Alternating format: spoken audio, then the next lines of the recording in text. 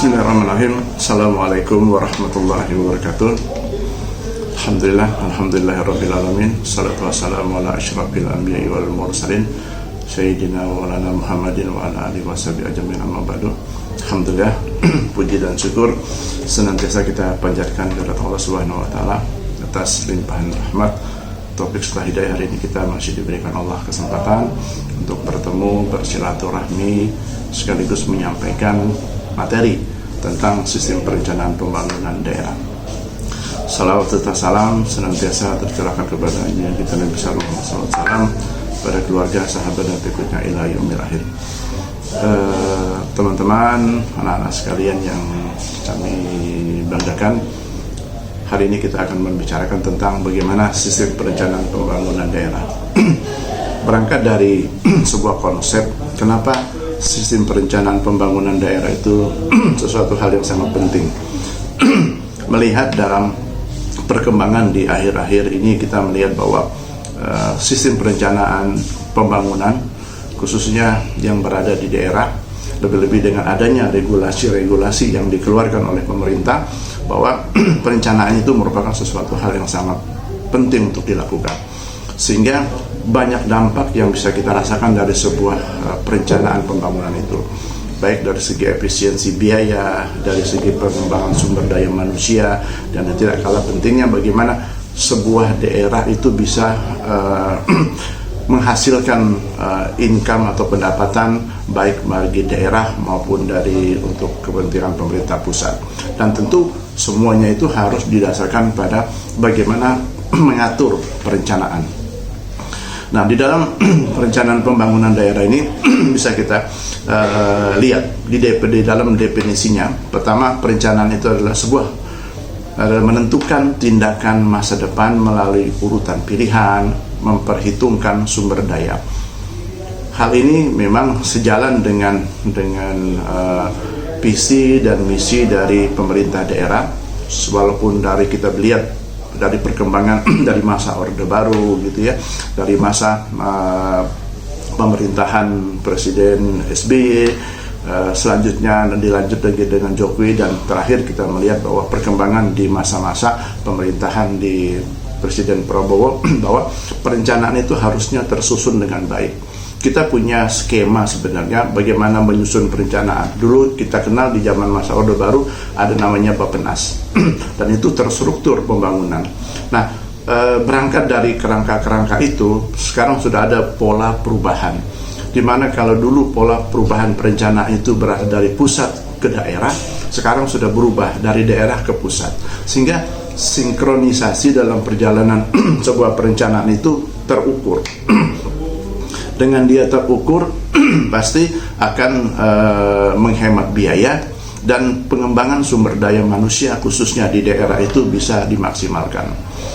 Selanjutnya, kalau kita melihat bahwa bagaimana pembangunan nasional adalah suatu upaya atau kegiatan untuk mencapai tujuan negara. Nah, kita tahu bahwa tujuan negara itu diantaranya secara undang-undang sudah dijelaskan bahwa melindungi segenap bangsa Indonesia, dan untuk bandara Indonesia, memajukan kesejahteraan umum, dan ikut aktif dalam ketertiban dunia. Nah, ini semua harus terangkum. Kita tidak akan mungkin bisa ikut campur dalam bagaimana mengatasi permasalahan dunia, konflik antar negara, sementara kalau di dalam negeri kita sendiri dalam kondisi yang kacau. Kenapa? Karena sistem pembangunannya yang tidak searah. Maka dibenahi dulu internal kita, baru kita akan bermanfaat keluar. Selanjutnya, sistem perencanaan pembangunan nasional itu adalah suatu kesatuan tata cara perencanaan pembangunan untuk menghasilkan rencana pembangunan jangka panjang, jangka menengah, dan tahunan yang dilaksanakan oleh unsur penyelenggaraan negara dan masyarakat di tingkat pusat dan di daerah. Nah, kita melihat bahwa sekarang sistem sudah sedemikian canggih. Segala sesuatu semua sudah harus terukur. Dengan menggunakan sistem, kegiatan-kegiatan dilaksanakan di daerah itu terpantau di pemerintah pusat, terpantau di pemerintah provinsi, sehingga kegiatan ini harus berjalan secara terukur.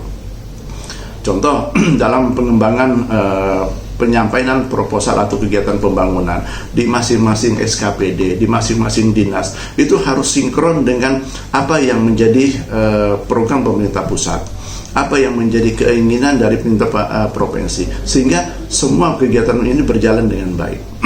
Nah, sehingga dengan konsep seperti itu, antara perencanaan pembangunan baik pusat maupun daerah harus berjalan secara baik.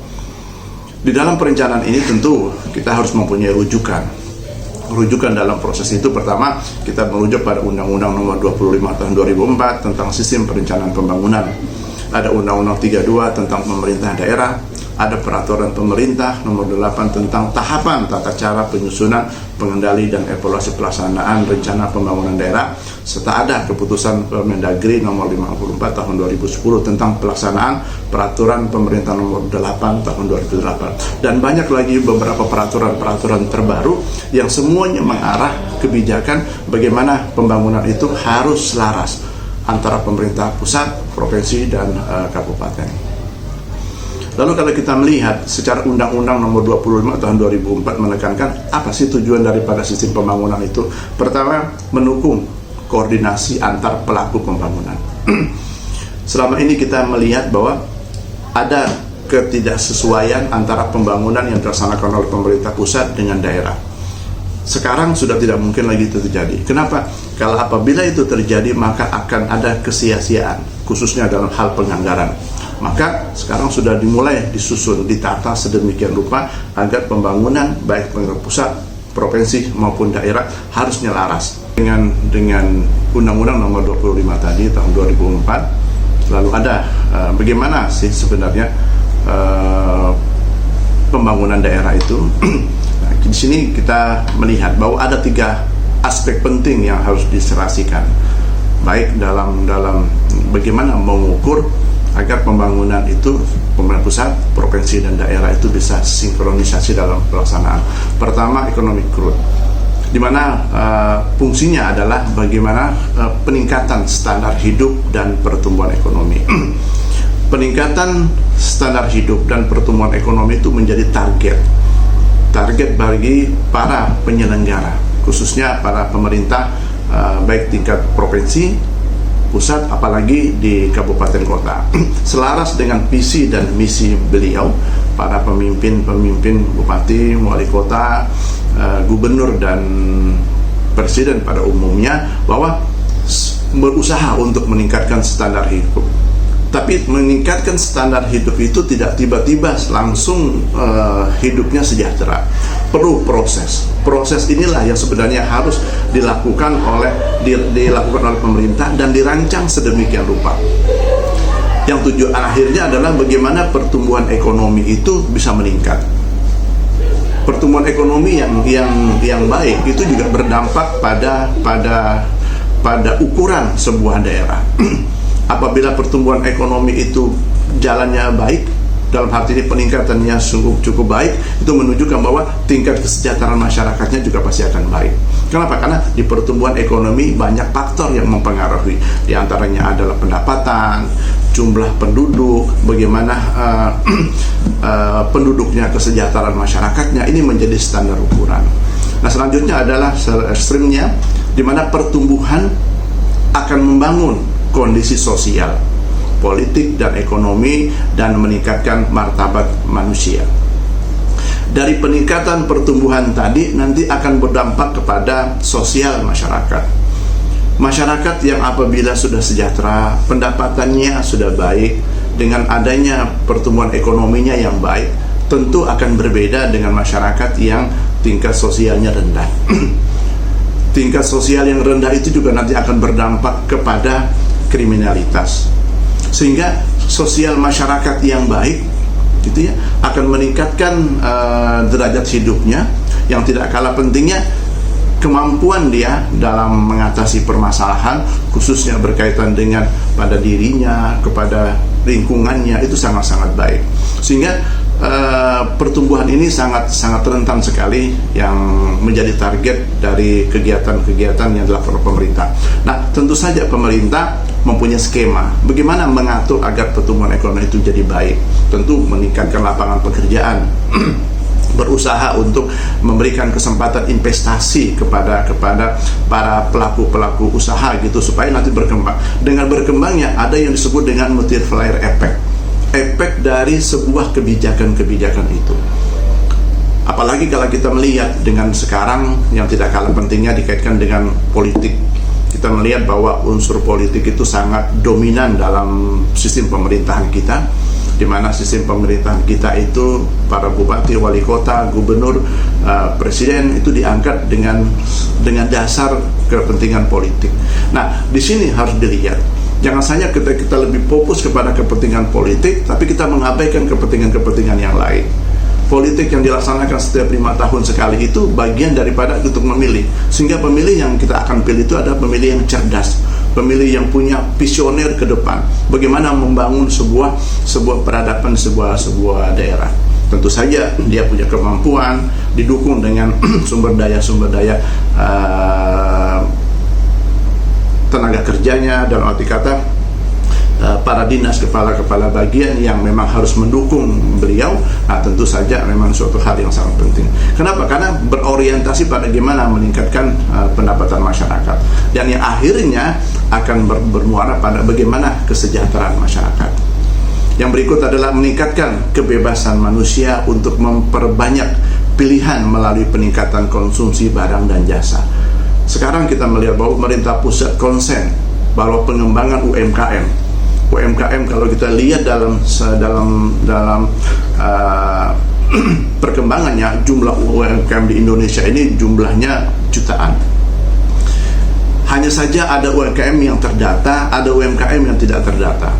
Kita melihat pada saat terjadinya COVID kemarin di tahun 2019, kelihatan bahwa ternyata UMKM itu berkembang dengan baik. Kenapa? Dengan adanya situasi, ada lockdown, ada situasi di mana kita tidak bisa berinteraksi antara satu dengan yang lain, membuktikan bahwa ternyata UMKM itu tetap eksis. UMKM itu tetap bekerja dengan baik, bahkan mendapatkan omset yang cukupnya lebih besar. Kenapa? Karena UMKM itu lahir dari gimana masyarakat memberdayakan potensi yang ada.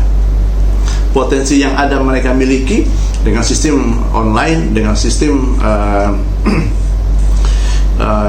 media yang ada sekarang ini memberikan kesempatan kepada masyarakat, sehingga pelaku UMKM itu sangat-sangat dijadikan target bagi pemerintah untuk dikembangkan.